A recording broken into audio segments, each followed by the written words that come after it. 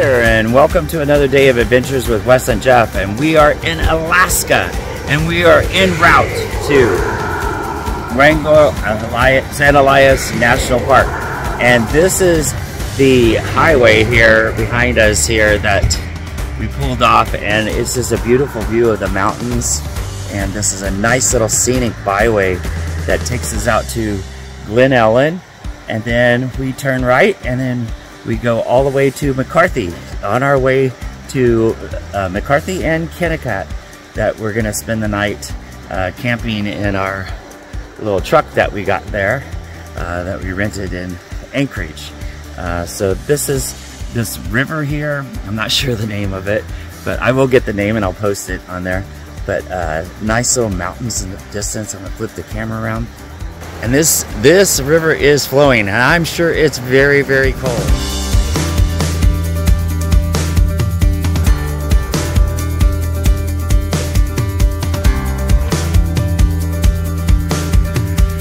This is along the scenic byway that goes to the Wrangell St. Elias National Park, and we just stopped right here. This is the Nabesna Glacier, and you see all the white stuff. Of course, that's glacier ice all stacked up there. I'll zoom in for you. Really bright white, but then off to the left of it on the east side is also ice that fills this whole valley. It's just got debris on it. It's got dirt on it, so it isn't as bright as the white part of the glacier, but that's right here, and they call this area Glacier View.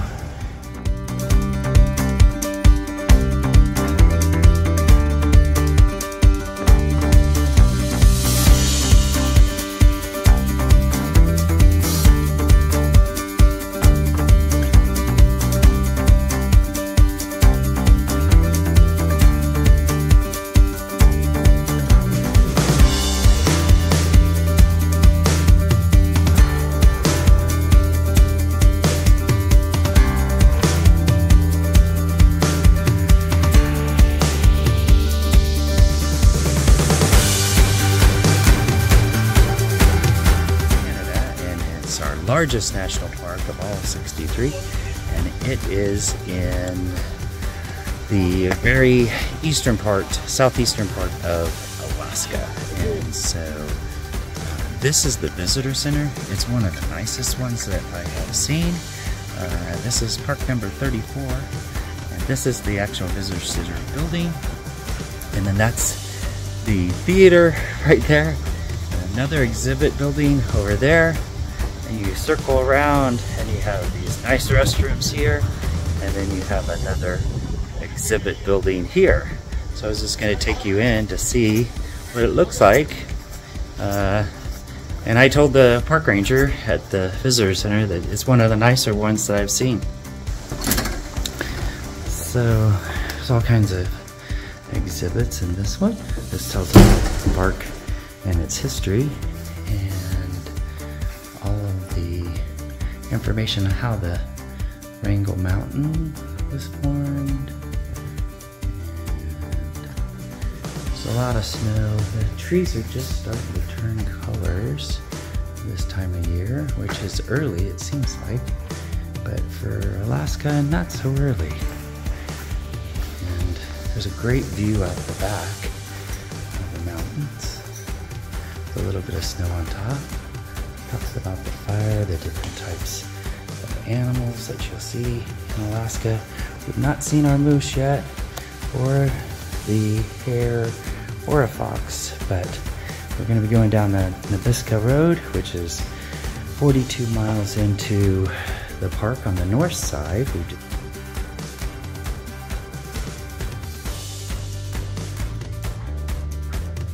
Kennecott Mine, which is this section that they explain about them mining for that copper, and the early explorers and the Native Americans that lived in this area. A lot of different nice exhibits here and I am the only one in this building at the moment.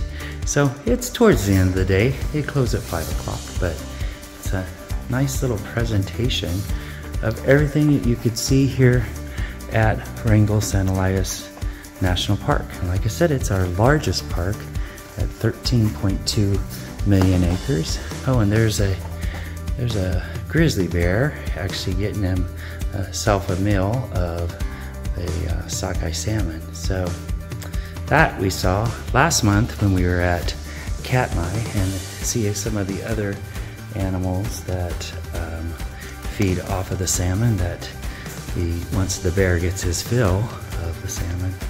But it's a really nice little presentation here. I'm gonna go over and check out the theater and see what they have to offer, because they always have some great photography. So whatever you're doing today, get out and enjoy the great outdoors and go out and see some of our national parks. And this is Wrangell San Elias number 34.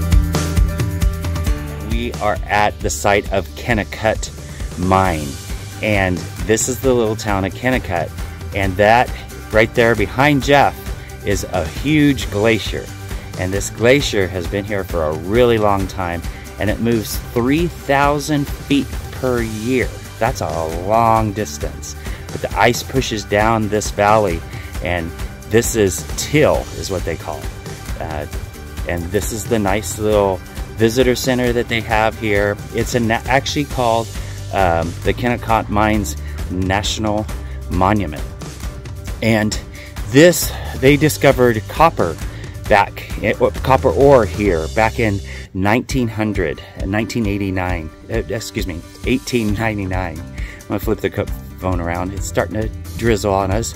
We're bundled up. But there's the little visitor center for the National Park Service, and this is the glacier. That's the actual glacier that all that looking dirt-looking mounds. There's actually ice underneath that, and there's the mountains off in the distance, and all of this is glacier ice underneath there. All the buildings are kind of painted red with the white trim, and it's just really cool. They take you here on a shuttle. We camped overnight on the other side of the glacier. It was really cold in our camper truck, but it was definitely a venture. So this is the town of Kennecott. We had to go through the little town of McCarthy as well. Dogs everywhere, just running loose and being themselves, not looking for traffic, because there's very little traffic here. It's only foot traffic for visitors. And this is the Kennecott Mines National Monument Landmark is what it's called. So I'll take some pictures and a video of when we go through the mine tour. We have tickets for this morning. Hopefully the rain doesn't get us, but this is the little visitor center for the National Park Service here at Wrangell, San Elias. And this is the little road that goes down to the mine, and it's a 14-story wooden mine that was only in operation for like 27 years, but it is now a national monument, a national landmark. So these people are going to be taking tours here and stuff. This is the visitor center.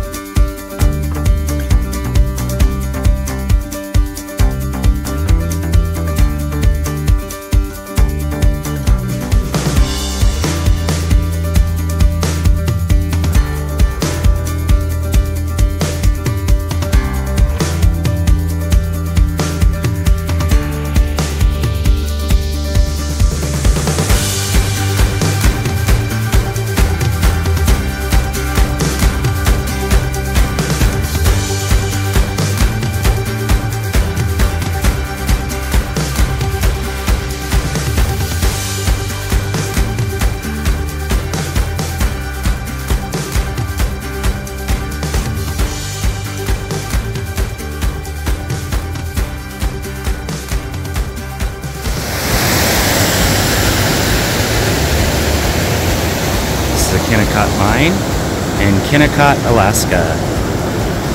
Copper Creek. We're looking the glacier, the Kennecott Glacier, and we're on our tour, and this is the creek that goes down through and across the bridge. Pretty cool tour. Great adventure. We've got a great guide. His name is Noah, and he's giving us a great story to listen to about the history of the Kennecott Mine when it was in operation in the turn of the century in the 1900s. Beautiful views today.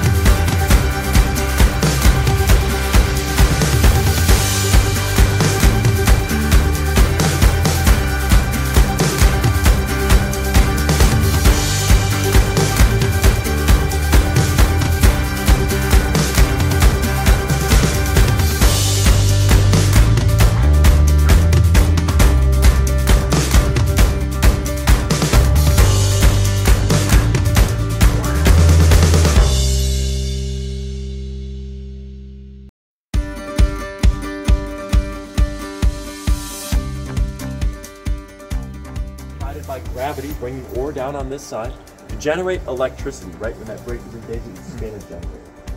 That way they didn't have to run any wiring all the way up top into the mine, so they were self-sufficient. Pretty neat, pretty good, especially for the early 1900s. As long as they kept pushing ore down the thing. So I've got a couple questions here. First question I heard was this road. This road runs up and over and back down to the trail. If you take that trail out of town, you'll notice a turnaround and it goes up here. It's access to these copper private lands. Your question, sir? If it comes back up, please let me know. Oh, the electricity would only work as long as they were pushing ore down the mountain. If they stopped the wheelie thing, the electricity would stop. Yes, more or less. But they also had backup generators, some small pieces of generators. The mandate only the miners that was only different It's pretty. It wouldn't be too far out of the scope. Just like the railroad, they had to pay for their own dynamite. So it was kind of like, we're paying you for manual labor. Use it. Yes.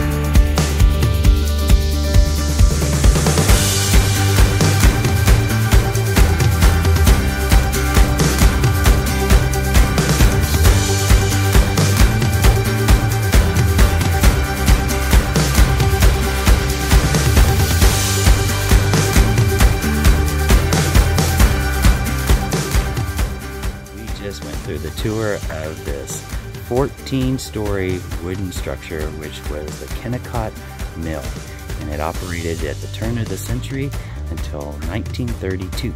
So they processed a lot of copper went out of these hills behind me.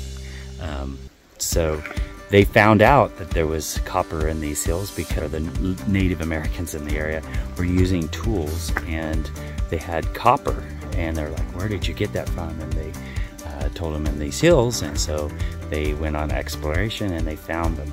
It's slightly raining, but not too bad. I'm going to flip the camera around so you can see more of the national park here. So these buildings are all, some of them are under repair. Some of the roofs are, of course, they get a lot of snow here in the winter months, so they have some contracted construction people here at the time that we are visiting. And these buildings are all painted this red color with the white trim, which is nice. But there's the mill. It goes all the way up this hill.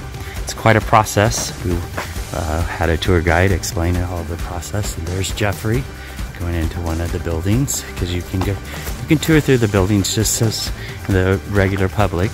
But there's the mill. Like I said, it's the tallest, 14 stories, wooden, all wood. A lot of it's Doug fir, but then some of it is other. They tried to use the local spruce in the area, but found it was not as strong of a wood or wouldn't preserve. Here's the old railroad tracks. The railroad went from here in Kennecott all the way to Cordova, which is at the Gulf of Alaska. And there's the remaining. You can only go through the tour if you pay the fee from the National Park Service guided service that we used. So we took the tour. That was kind of cool. Here's the railroad track that came through where they loaded the copper, descended on out. Like I always say, get out to the great outdoors. It's a beautiful place. Come out and see some of these really cool national parks, especially the ones in Alaska. There are 8 of them. We've been to 5 now. This is park number 34 total for us. And here's that stream.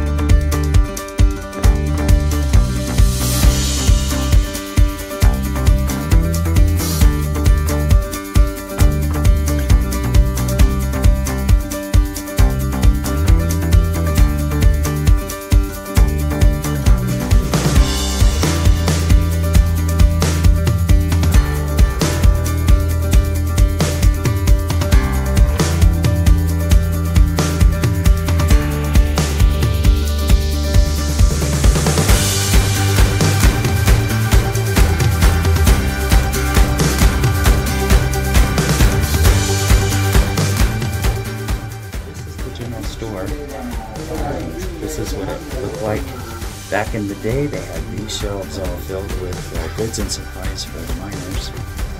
And some of the other shelves and different things, snowshoes, and some clamps to snow shed, a snow sled, and some of the other artifacts that they have found here that people left behind once the mill closed down in 1934 to 36.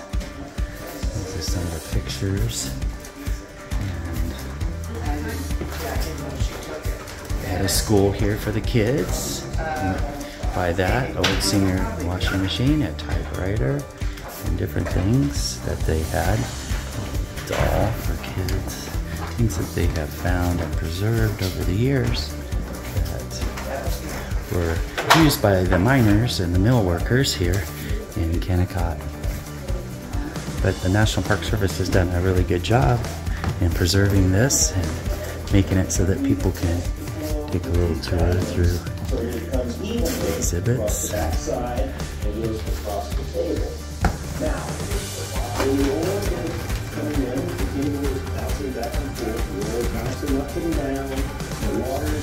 They're explaining the process of how they milled that copper out of the stones.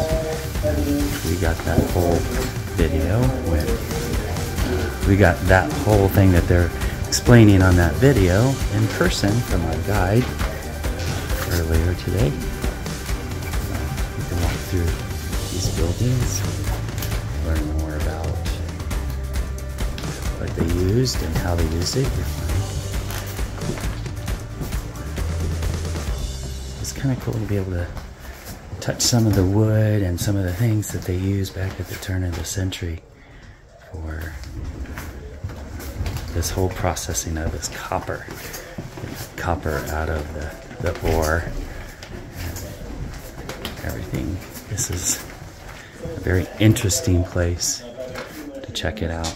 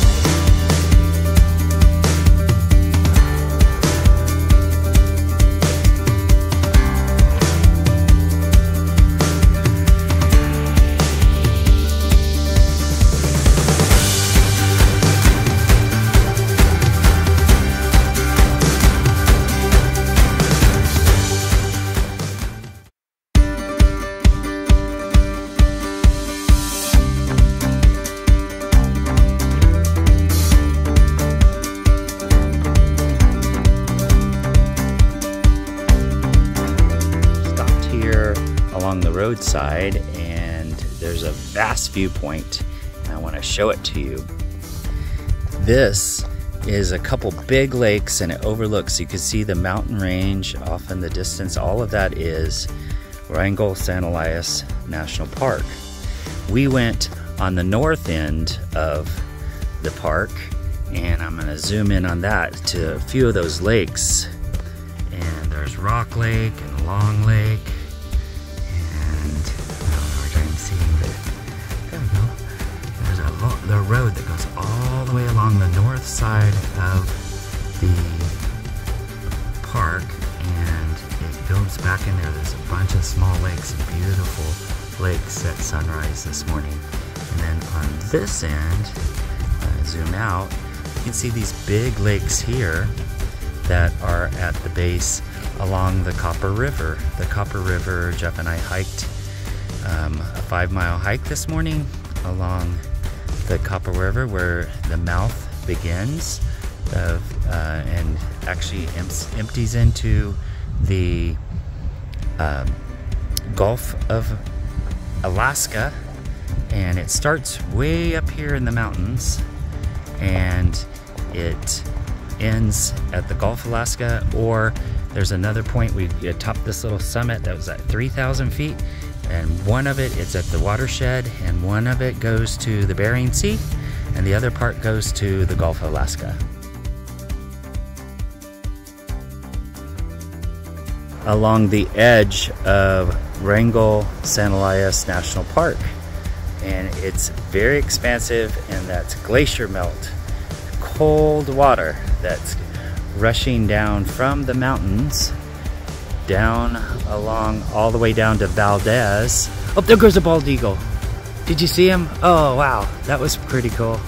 Anyways, this is Mount Wrangell right up there, but it's the top of it's covered up by clouds.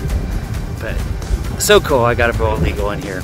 We've seen a bear, a bald eagle, actually about 3 bald eagles on this trip, and a fox and moose poop. So it's been a pretty good adventure for us to visit Wrangell San Elias National Park, the largest national park in the system at 13.2 million acres, and you could fit Yellowstone, Yosemite, and the country of Switzerland in this park. So we spent the last 3 days driving around the park from the south side to the north side, and anywhere that accessible by road, we've been on it. So it's been a really fun adventure.